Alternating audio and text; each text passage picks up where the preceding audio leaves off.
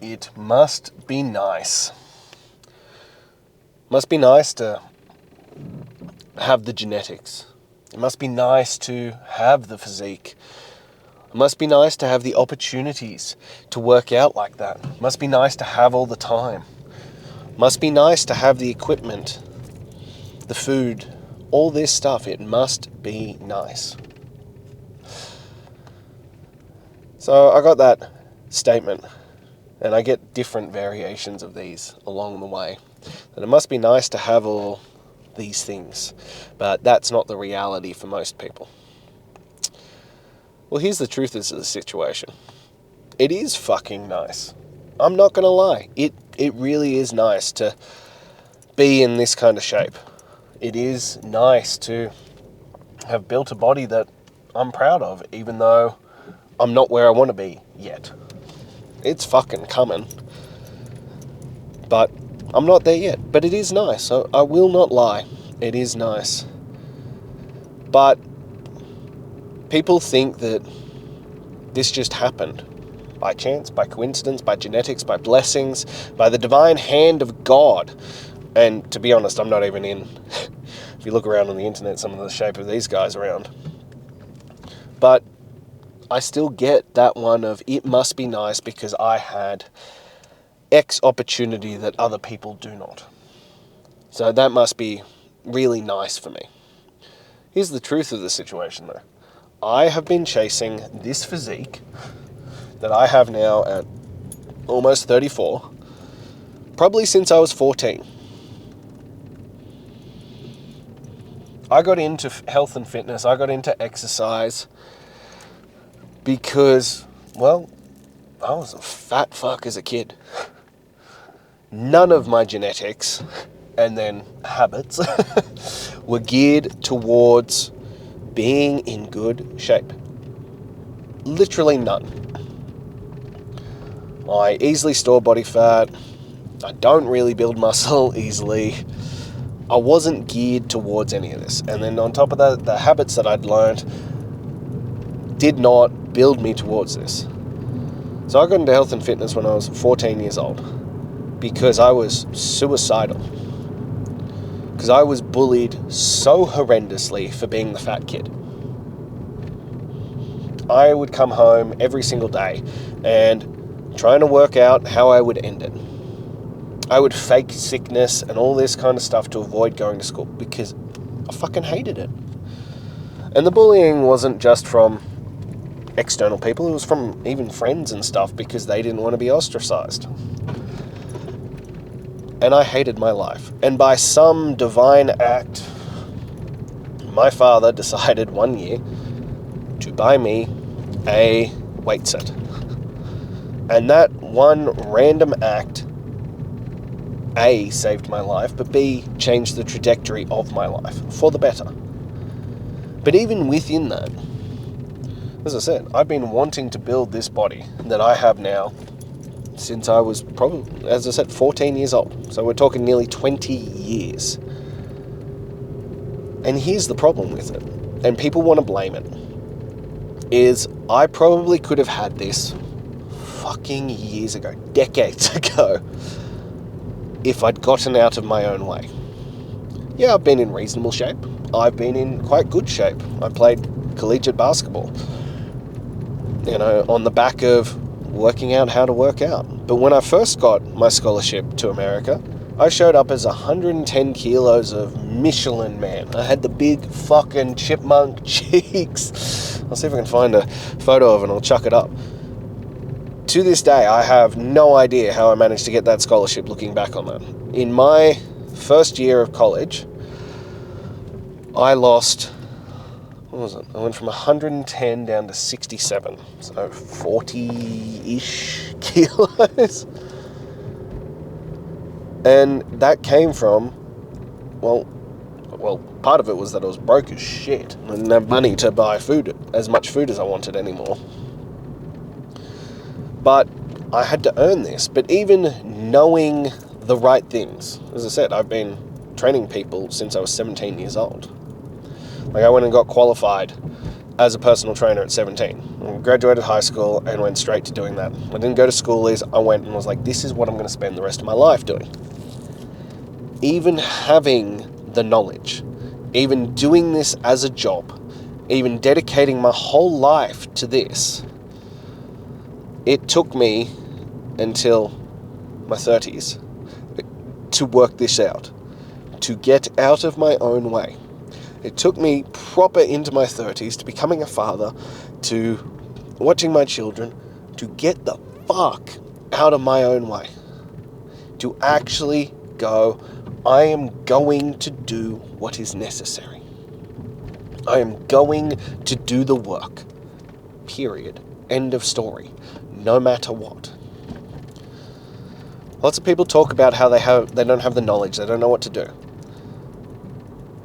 That might be true, but more often than not, it is not the knowledge that's the problem. It is the execution. It is the commitment. It is the willingness to leave it all out there. It's the willingness to give it absolutely fucking everything. Every day. All the time. No matter what. It's the ability to just show up and do what is required. That matters. This is the thing that's going to separate you. This is the thing that's going to deliver the results that you want. This is the thing that's going to change the game for you. If you're willing to get out of it. It's not genetics. It's not what you're blessed with. It's not the knowledge. It's not any of these. What it truly is what's up here. It's what's between your ears. It's what's inside. It's what's in your heart. It's the ability and then the desire to override your feelings, the distractions, the niceties, the sedation, all of the things that are going to hold you back. All of the things that are stopping you from doing the work that's required, from executing at the highest level. Because, people want to say, it must be nice. My favourite one is Cam Haines, who is arguably the greatest bow hunter in the world, at bare minimum at least the most famous. And he's known for his incredible work ethic. And he's a runner, and he works out, and he's got a great podcast called Lift, Run, Shoot. Anyway, one of his stories, and I fucking love this, is lots of people tell him it must be nice to have the opportunities that he has. And I'm sure he would agree that it is. But because of this, he uses this as motivation. So one of his things is that he goes up a hill, and he does essentially a weighted carry. So he has this fucking rock, and written on it, it says, it must be nice. And he carries this rock up the hill. Because, it must be nice. And then he does the work that makes it possible. And that's the separator. Even within where I'm at now, it took serious wake-up calls to fucking get me out of my way. To get me to actually do the work. And I still have battles against that. I'm not going to lie. There are days where I'm arguing with myself. There are days where the procrastination is huge. There are days where I want to just sedate and hide and give in to those niceties and enjoy those things that don't fucking serve me, but let's be real, are enjoyable in the moment. Like, I'm not going to lie about that. They are most certainly enjoyable in the moment. I love food and alcohol and all those kinds of things. I was having dinner with one of my mates the other day, and he's just watching me hoe into the food. And we're having healthy versions of everything, but hoe into dinner. And he just looks at me and goes, you truly would be a fat kid, wouldn't you? You would just be the fattest guy under the sun if you didn't do this. And I was like, yep.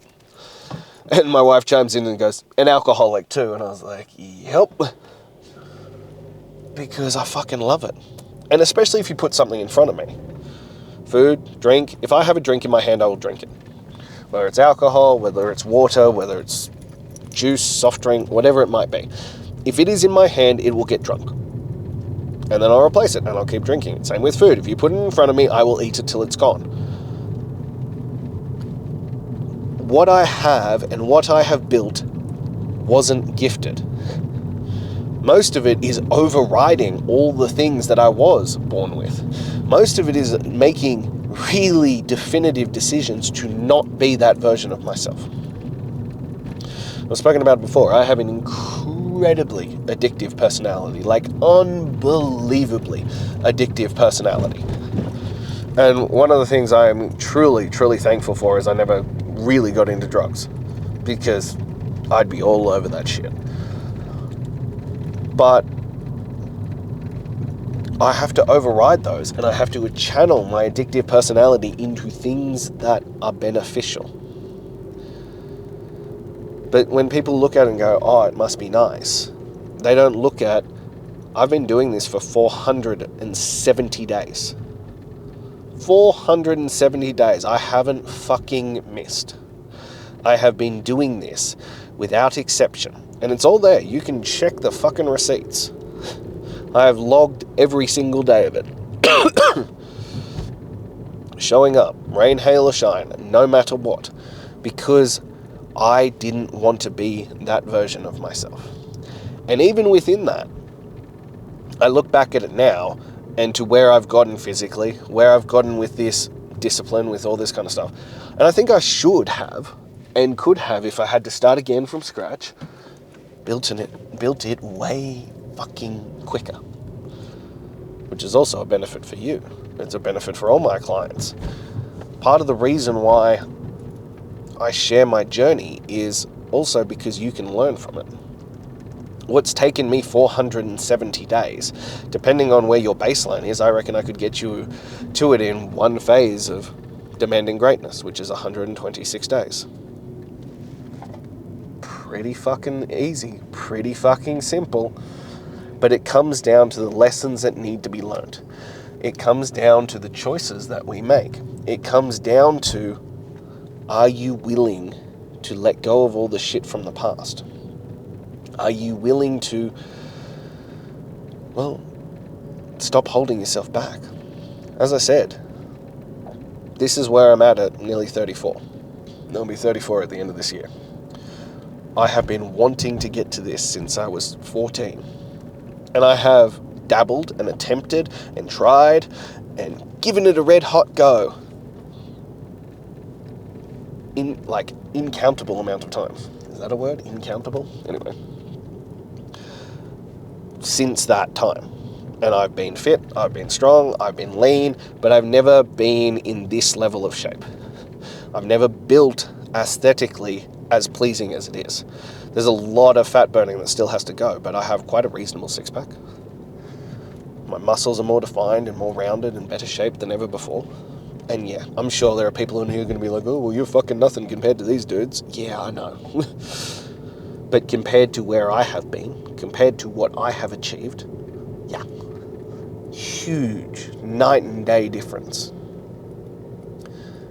And I should have probably been here at bare minimum 10 years ago. The second I properly retired from basketball, I should have been here.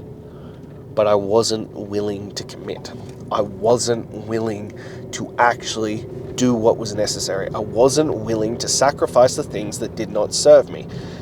And then just follow up with ridiculous consistency, day in, day out. With the intensity in the workouts, day in, day out. I wasn't willing, so I didn't get it. But here I am now. So yeah, it is nice. But do you know what's nicer? Do you know what I enjoy more? Which is why I think it will just continue to progress. Why I think it will continue to move forward. Is I enjoy the work. Comes back to that saying. The man who enjoys walking will walk further than the man who enjoys the destination. I like the workouts I'm doing at the moment. I like thrashing myself. I like the weighted walks. I like all these kinds of things. I have fully fallen in love with the process. that changes things. That makes it easier. That makes it more enjoyable. I'm looking forward to every workout right now. Can't wait to the next one. I just finished my workout, and I cannot wait till tomorrow. I've looked ahead and I'm like, ooh, that looks like fun. And these are how you separate it. But this is how you also build all the things that you want out of this life. By doing the work and unrelentingly doing the work. Just showing up and doing what is necessary. No matter what. No matter what is thrown at you. And that's how you get to, it must be nice. But even for you, I've given you the blueprint. If you want accountability and you want to be held to the highest standard, well, get into my coaching program and I'll show you exactly how to do it. But all of it's here for free. 470 days of this podcast. Never fucking missing. Every single day. Right there for you. To give you the details on how to change your life. Mapped out as I've done it. It's all there. It's just, are you willing to do what is required? But people will hate on you as you make those changes. People will try and bring you down. People will make comments like, it must be nice. Not realizing that by the time they're noticing all the changes that you've put in, you have done so much work to get there. You have put in so many hours, given so much effort, done the work that most of them will never be willing to do. Therefore, they'll criticize you.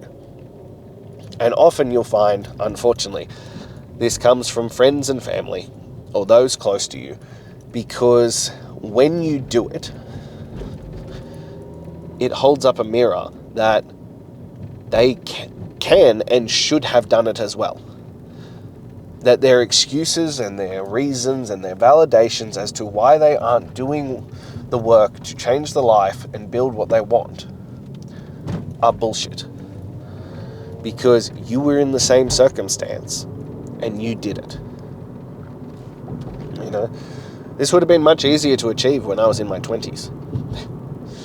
I look back at that and cringe at how fucking arrogant and stupid I was. I used to say, everybody has the same 24 hours. No. No, they don't. If you were a parent, you know that that's fucking bullshit. I haven't slept properly in fucking 5 years. But we make definitive decisions about what actually matters to us. We make decisions about what's going to, well, play out and what's important to us. And if we want a different outcome, we need to start making different decisions. But the life you are living right now is a reflection of the choices you made yesterday, last week, last month, last year. So if you want to see the future you change, you need to start making different decisions now so that future you can reap the benefits. Now, if you don't want to go back and listen to 470 plus days of this journey, and you just want the perfect blueprint, so as I said, it's taken me a long ass time to get here, but I've now mapped it out to a much simpler and faster process. Then click the link in my bio, or shoot me a message, and join Demanding Greatness. And I will change your life. The only question is, are you willing to do what is necessary? Because I'll give you the fucking blueprint. I'll hold your feet to the fire and I'll show you everything that needs to be done. The question is, can you follow through? If the answer is yes, then let's get to work. Until then.